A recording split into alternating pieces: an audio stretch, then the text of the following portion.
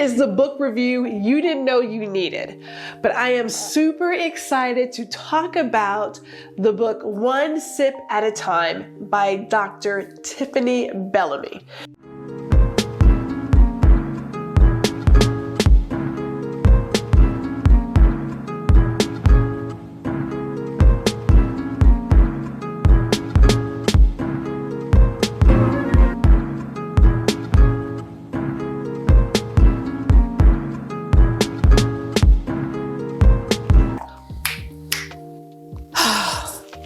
So I've just returned from being disconnected and came home to a host of packages that needed to be opened. Okay, some of it I was already waiting for, and one of those packages actually arrived early today. So for those of you who have followed for a little bit, I have a love for wine. I have a special affinity for Black-owned spirits and wine. I love a good moonshine too.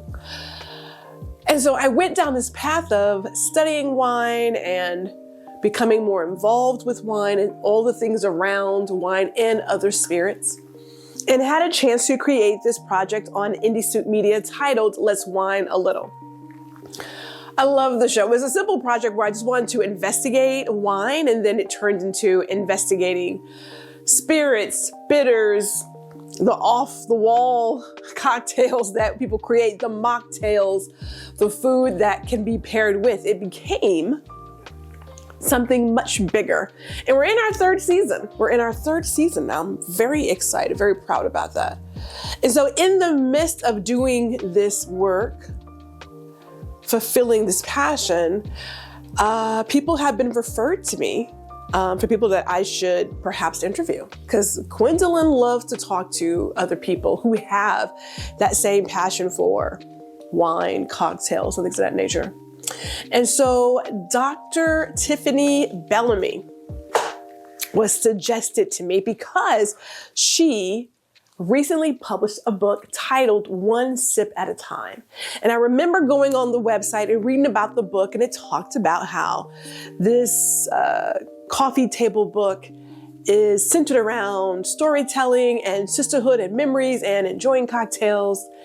And I thought to myself, when people come to my home, when my girlfriends come to my home, we're in one of two places. Okay, one of three places.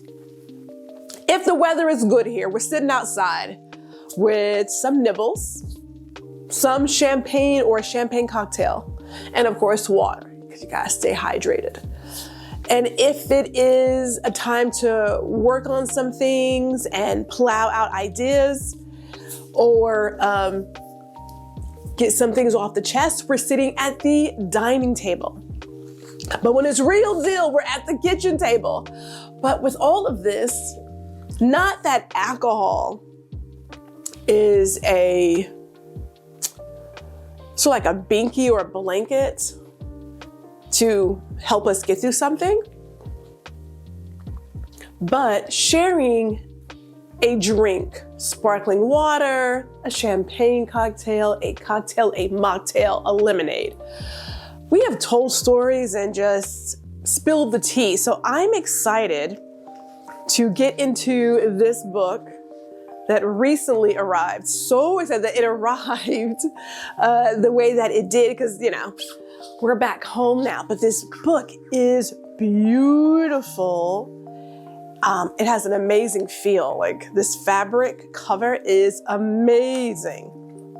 And so I am excited to get into this book. You know what's great though, as I'm opening this book up, and I know you guys can't see it, but I will show it. But there is a foreword, like the very first thing here.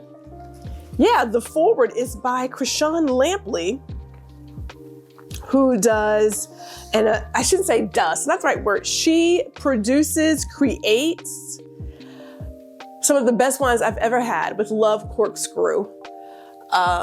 Love every single label that is created. I have hunted down some of those bottles at my local store. So I'm like, okay, we're off to a great start here, right? And I don't believe people recognize how many women and how many Black women operate in the world of wine. And so I'm super excited to get into this book. I'm already looking at the photography. Now, let me not even skimp on acknowledging the lead photographer, Heidi Pearson. I am not a food photographer. And it does take, like, every single style of photography requires a skill. This is beautiful. Oh my goodness. I'm excited. Okay, so what's gonna happen? So a couple things are gonna happen here. One, I am going to take a couple of days to get into the book. So I'll come back with the book review, be wearing something different. I think my super tan skin will still be there. I'm peeling, as a matter of fact, so hopefully that doesn't show. We will do the book review, and then you should expect to see Dr. Bellamy in season 3 of Let's Wine a Little. All right, we'll see you guys in a little bit.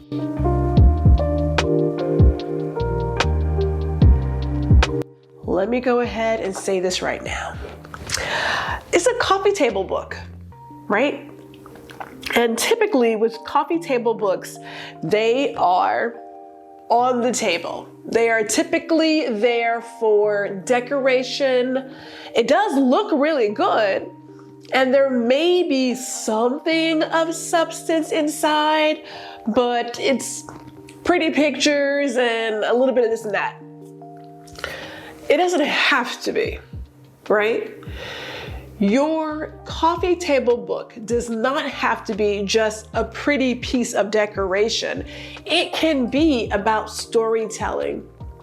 It can be about sisterhood.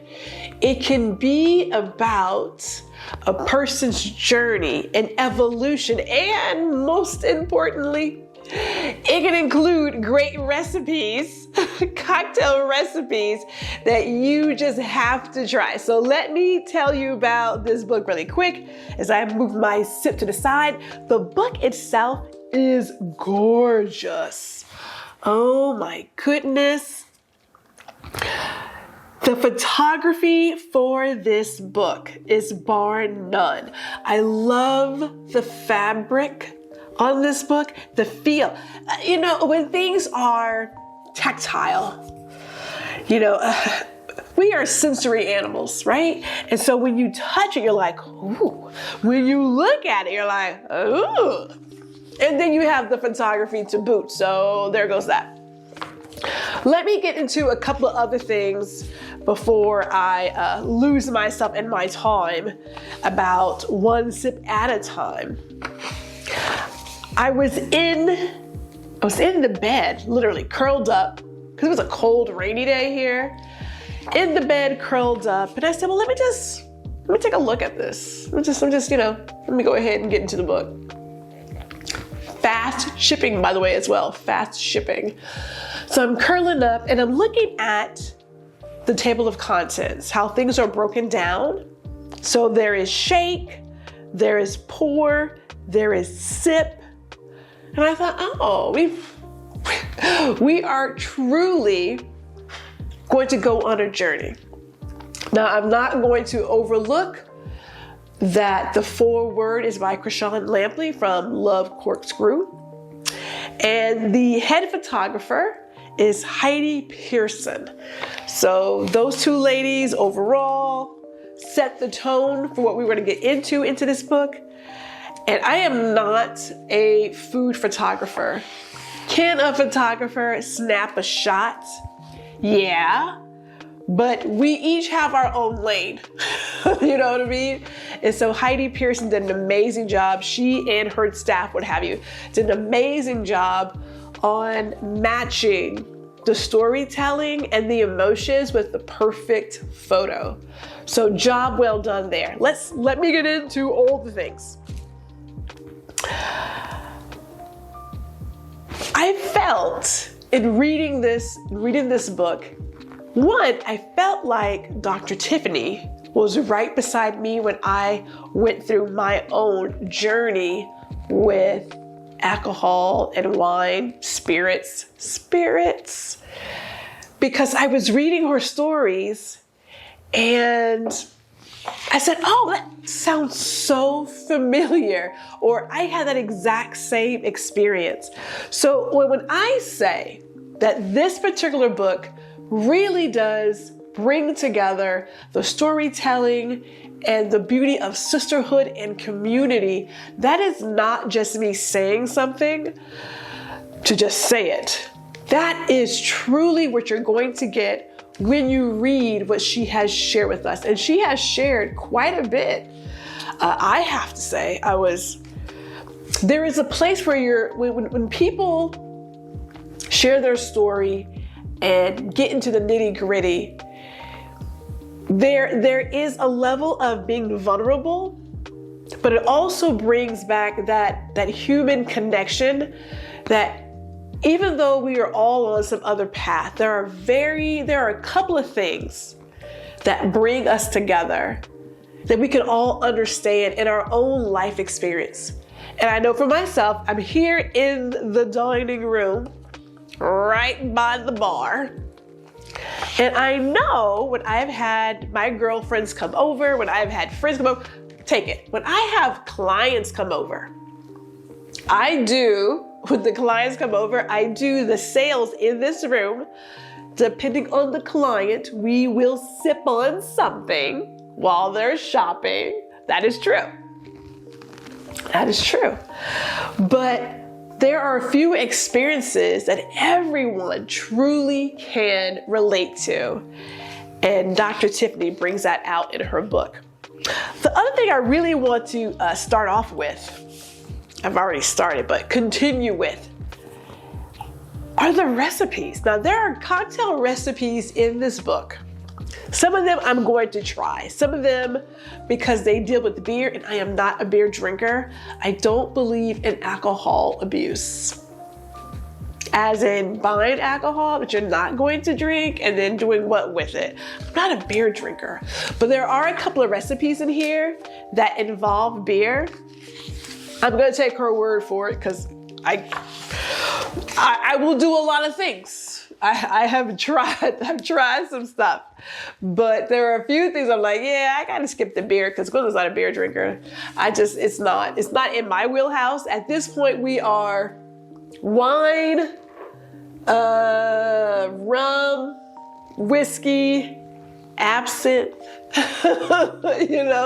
like we do that. Beer is nowhere in this house, nowhere. Okay, but there are some recipes that I am going to try. One of them is the cheap and cheerful sangria. Now, I know y'all like a good sangria. I know y'all do. But throughout this book, there are recipes that have a special space in Dr. Tiffany's life. And for her to share that with us, I feel just as special. And I should also add, let me also add before I forget, when you get a book that puts in an old-fashioned recipe, need I say more? I don't think we have anything else to say. Like that is it. So when I talk about going through here and laughing at some of the stories, some of the times where things went wrong, some of the first impressions, like with tequila. Now, I didn't have a bad deal with tequila. I had friends who were bartenders in New York. I did not have that as my story. That's a good thing because they were very clear in how to operate, which, by the way, now that I think about it, my college professor, I remember we went to a trade show in Maryland and we were out because we're adults, right? And he said, ladies, if you're gonna drink and you don't want a hangover, for every one cocktail, do 2 glasses of water. And I was like, let me write that down. I love my professor. He also told us, or should say taught us how to steal.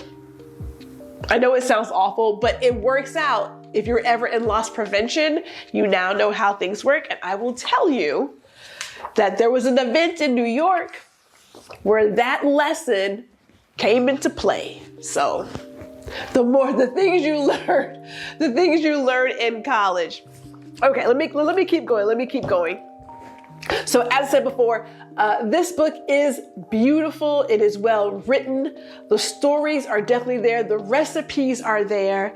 And I would say, if I had to suggest who this is for, if you've got the friend who enjoys cocktails, it's for that person. If you have the friend who enjoys great storytelling, it's for that person. If you have the friend who wants to celebrate the friendship, the sisterhood, the community connections, this is that book.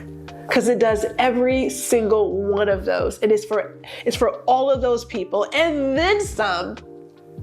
Because maybe you just like to have really good recipes and you want to try something new. It's in here too. This book will not disappoint. I wanted to get the deluxe, but it was already sold out, but who knows. But I'm going to leave here the website so you can order your copy of One Sip at a Time, is that you can celebrate your friends, your family members.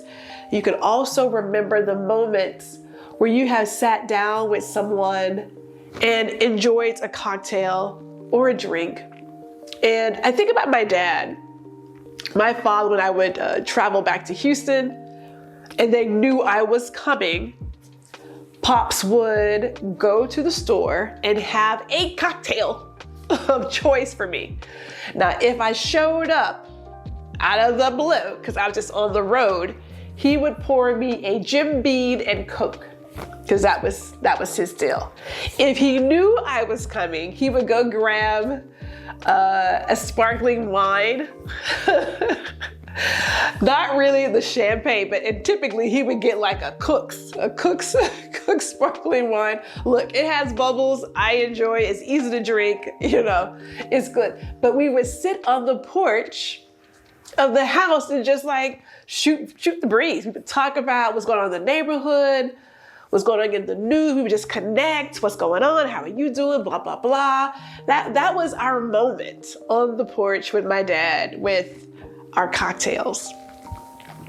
So I am certain many of you have moments that you can think about, that you can reflect on, that bring you joy, that perhaps involved a cocktail or some special drink where you were able to just like vibe out, feel good, laugh, tell stories, play spades, do all the things. I am certain that it happened to you.